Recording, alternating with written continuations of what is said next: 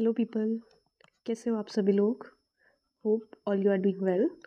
आज के हम क्लास 8 हिस्ट्री की एक इम्पॉर्टेंट चैप्टर को डिस्कस करेंगे, that is when people rebel 1857 and after.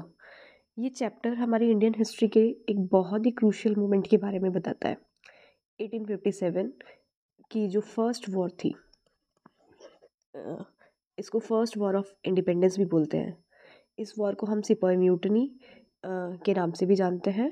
तो चलिए समझते हैं इस चैप्टर को स्टेप बाय स्टेप। सबसे पहले हम 1857 की रिवॉल्ट का बैकग्राउंड समझना ज़रूरी है। उस वक्त British east India company, I am telling you here, east India company ने इंडिया पर अपना कंट्रोल और भी ज़्यादा बढ़ा लिया था, पहले से भी ज़्यादा। और कंपनी की पॉलिसीज़ ने इंडियंस को काफ़ी अपसेट किया था। जैसे कि मैं आपको थोड़ा बुलेट पॉइंट्स में बता देती हूँ। I can write here economic exploitation. ठीक है, कंपनी के टैक्स पॉलिसीज़ और ट्रेड रेस्ट्रिक्शंस ने फार्मर्स और ट्रेडर्स को काफ़ी नुकसान दिया था। ये फर्स्ट स्टेप हो गया हमारा बुलेट पॉइंट्स के according. Second, cultural interference.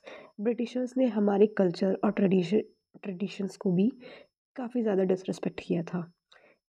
And the third one is policies. इसमें क्या था, डॉक्ट्राइन ऑफ लैब्स जैसे रूल्स ने इंडिपेंडेंट इंडियन किंगडम्स को भी ब्रिटिश रूल के अंडर ले आया था। इन सब वजह से इंडिया में डिससेटिस्फेक्शन और एंगर बढ़ रहा था, और इसी एंगर का रिजल्ट जो था वो 1857 का रिवॉल्ट था।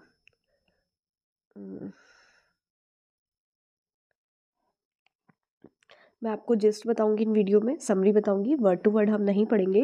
This is the summary video of NCERT.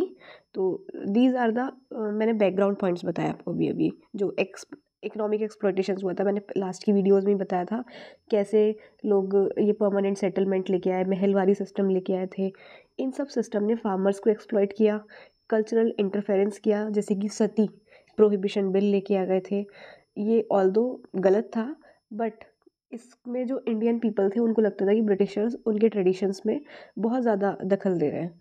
और उनकी जो policies I, annexation policies, doctrine of labs, subsidiary lines, ये सारी पॉलिसीज़ भी एक मतलब उन सब चीज़ों ने गुस्सा भरा लोगों के अंदर, और इसी गुस्से का रिजल्ट जो रहा 1857 का रिवॉल्ट रहा।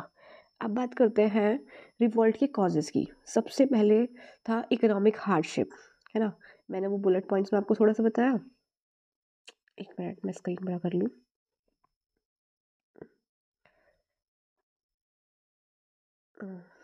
यहाँ पे लिखते हैं इकोनॉमिक हार्डशिप जो आई लोगों के पास में, हमने उसके बारे में बात की। जो फार्मर्स और सोल्जर्स को डायरेक्टली अफेक्ट किया था, जैसे कि सिपाहीज।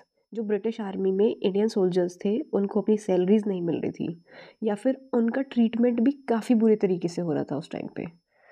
इसके अलावा इम्पॉर्टेंट रीज़न जो था वो था रिलीजियस एंगर। ये भी एक बहुत इंपॉर्टेंट पॉइंट है। मैं जो पॉइंट आपको बता रही हूँ ना, ये कहीं ना कहीं आपके मेंस में आंसर फ्रेम करने में हेल्प करेंगे। ब्रिटिशर्स ने हिंदू और मुस्लिम सोल्जर्स को रिलीजियसली इनसेंसिटिव चीज़ों को एक्सेप्ट करने के लिए बोला था, जैसे कि राइफल के कार्ट्रिजेस के केस में हुआ था। उसमें पिग और काव फैट का यूज़ किया गया था, जो दोनों कम्युनिटीज़ के लिए प्रॉब्लमेटिक था, for the Hindus as well as Muslim community. इन दोनों के लिए काव और पिग फैट से जो कार्ट्रिजेस फिल्ड थे उनसे बनते थे, उसका यूज़ करना इन दोनों के लिए ही प्रॉब्लम क्रिएट कर रहा था। तो ये जब ये सब चीज़ें एक ही हो गई 1857 में मेरठ से, मैं आपको बता दूं I am also from Meerut, okay. 1857 and also remember the date 10th में, ओके। यहाँ से रिवोल्ट स्टार्ट हुआ था। सिपाही ने ब्रिटिश ऑफिसर्स को मार दिया था, और फिर ये रिवोल्ट पूरे नॉर्थ इंडिया तक स्प्रेड हुआ। रिवोल्ट का ये वेव सबसे पहले Delhi, Kanpur, I am telling Delhi, Kanpur, Lucknow, Jhansi, Gwalior तक पहुंचा। रानी लक्ष्मीबाई, तात्या टोपे और बेगम हजरत महल जैसे लीडर्स ने रिवोल्ट को लीड किया था।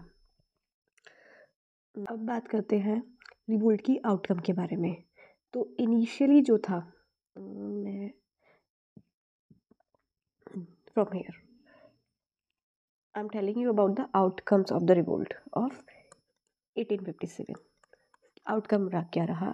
शुरुआत में जो सिपाहीस थे जिन्होंने वॉर लड़ी, उनको सक्सेस तो मिली थी, बट ये बहुत लंबी नहीं थी, बहुत कम समय के लिए थी। ब्रिटिशर्स की मिलिट्री पावर्स को तो हम सबको पता है, हमने डॉक्ट्राइन ऑफ लेब्स देखा है, सब्सिडरी अलायंस देखा है, वो सब क्या थी? ब्रिटिशर्स की मिलिट्री पावर्स थी। और अपनी मिलिट्री पावर से उन्होंने क्विकली सिचुएशन को कंट्रोल कर लिया था। ब्रिटिश आर्मी ने इंडियन फाइटर्स को हराने के लिए अपनी पूरी की पूरी फोर्स लगाई। Bye the September 1857,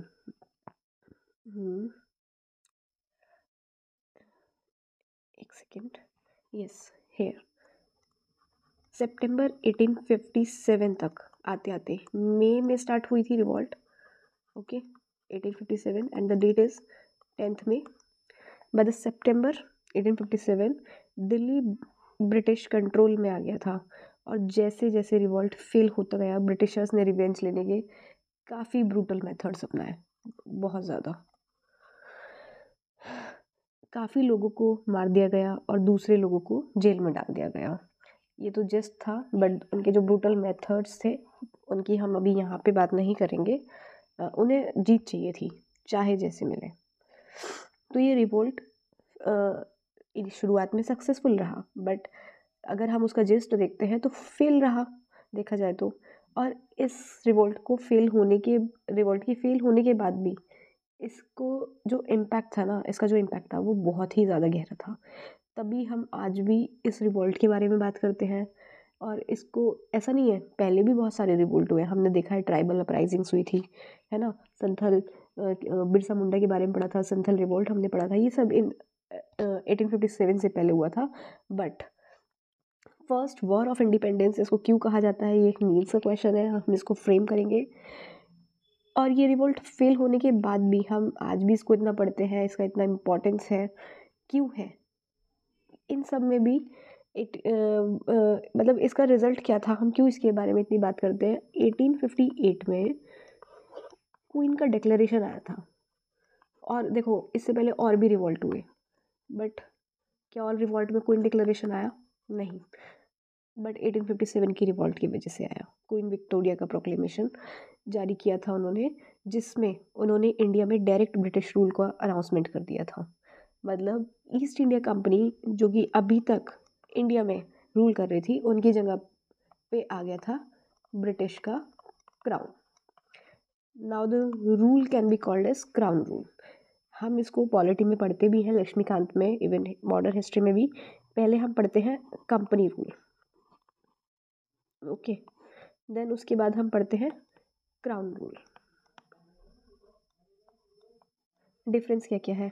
company rule जो था वो 1773 से हम स्टार्ट मान के 1857 तक लेके जाते हैं।